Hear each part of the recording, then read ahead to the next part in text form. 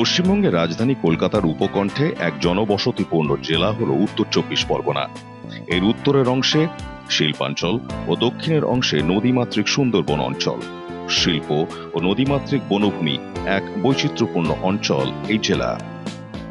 এই উত্তর চব্বিশ পরগনা জেলা 29শে সেপ্টেম্বর 2016 সালে 1,81,449টি পারিবারিক শৌচালয় গঠনের মধ্যে দিয়ে নির্মল জেলা হিসেবে ঘোষিত হয়। এই সাফল্যকে ধরে রাখার জন্য মাননীয় পঞ্চায়েত মন্ত্রীর হাত ধরে 13ই এপ্রিল 2017-তে ঘোষিত হয় আমার স্বাস্থ্য আমার হাতে, অর্থাৎ উন্মুক্ত শৌচমুক্ত জেলা ঘোষিত হওয়ার পরের স্তরে স্বাস্থ্য বিধান কর্মসূচিকে এগিয়ে নিয়ে যেতে ও বর্তমান সময়ের চাহিদাকে মাথায় রেখে ইতিমধ্যেই এই জেলা 3টি নতুন পদক্ষেপ গ্রহণ করেছে।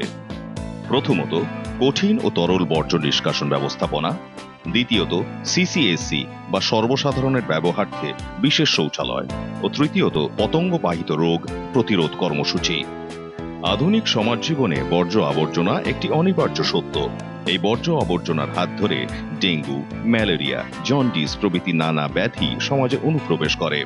আর এর থেকে মুক্ত পরিচ্ছন্ন সমাজ গড়ে তুলতে হলে চাই সুষ্ঠু বর্জ্য ব্যবস্থাপনা বা ওয়েস্ট ম্যানেজমেন্ট, যা সরকারের একটি অন্যতম দায়িত্ব। আর তাই রাজারহাট ব্লকের বিষ্ণুপুর, বাগদা ব্লকের সেন্দ্রানী, ব্যারাকপুর 1 ব্লকের কাঁপাচাকলা, বারাসাত 1 ব্লকের ছোট জাগুলিয়া, গাইঘাটা ব্লকের ইছাপুর প্রভৃতি স্থানে প্রকল্প গড়ে উঠেছে। ওয়েস্ট টু ওয়েলথ অর্থাৎ বর্জ্য থেকে সম্পদ সৃষ্টি, এই ভাবনার উপর গড়ে উঠেছে বর্জ্য ব্যবস্থাপনা, যার একদিকে আছে পরিচ্ছন্নতা বিষয়ক জনসচেতনতা, অন্যদিকে আছে কর্মসংস্থান।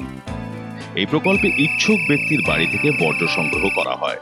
20 টাকার বিনিময়ে উপভোক্তাকে 2টি আলাদা রঙের বাকেট প্রদান করে পচনশীল ও অপচনশীল বর্জ্য পৃথকভাবে সংগ্রহ করা হয়।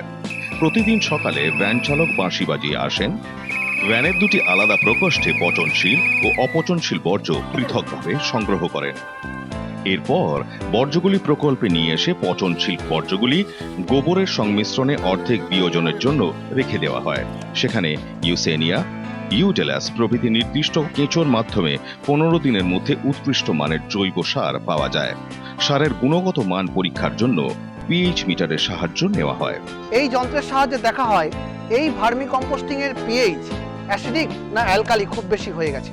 যদি খুব বেশি না হয় তাহলে সেটা ঠিক আছে, এবং এর ময়েশ্চার কন্টেন্ট সেটাও যাতে খুব বেশি না বেড়ে যায় সেটাও খেয়াল রাখতে হবে। মেশিনে সংমিশ্রণ করে বা চালনির মাধ্যমে চেলে নিয়ে এই সার বস্তাবন্দি করে বাজারজাত করা হয়। 50 কিলো বস্তা বাজারে 310 টাকা 15 টাকা, এখানে এসে পেলাম আমরা 250 টাকা।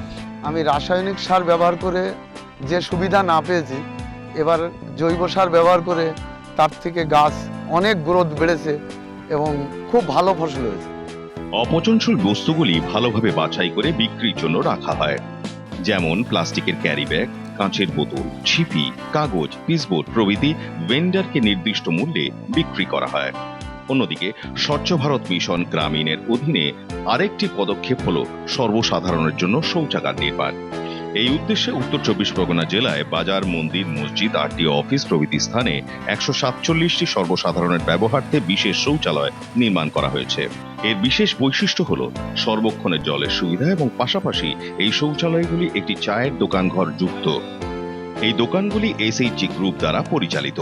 এখানে গ্রুপের সদস্যগণ চা, বিস্কুট প্রভৃতি বিক্রয় করে জীবিকা নির্বাহ করতে পারবেন এবং পরিবর্তে তারা কমপ্লেক্সের পরিচ্ছন্নতা ও রক্ষণাবেক্ষণের প্রতি দায়বদ্ধ থাকবেন।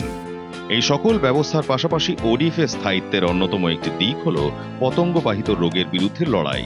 সেই উদ্দেশ্যে স্কুলের ছাত্রছাত্রীদের মাধ্যমে হাইজিনের বিষয়ে জনসচেতনতা ও উপযুক্ত কর্মসূচি গ্রহণ করা হয়। বাড়িতে যেয়ে কোথাও কোনো ডাবের খোলা বা কোনো কিছুতে জল জমে আছে কিনা সেইগুলোকে আমরা পরিষ্কার করব। কেমন?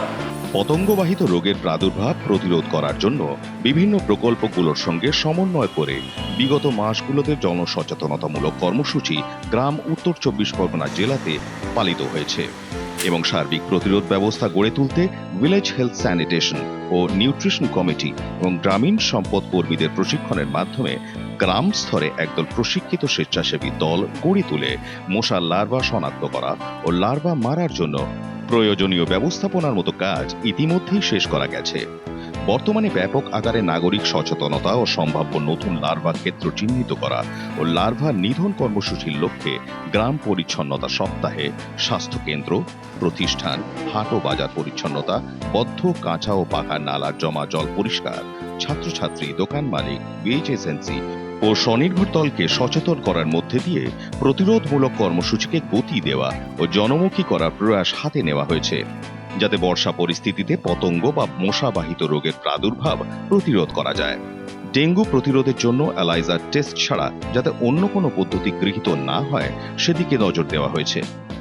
বিভিন্ন দপ্তরগুলির যৌথ প্রচেষ্টায় এবং সাধারণ মানুষের সক্রিয় অংশগ্রহণের মাধ্যমে এই জেলায় বর্তমান বছরে পতঙ্গবাহিত রোগের বিস্তার নিয়ন্ত্রিত হবে বলে জেলা প্রশাসন আশা করে।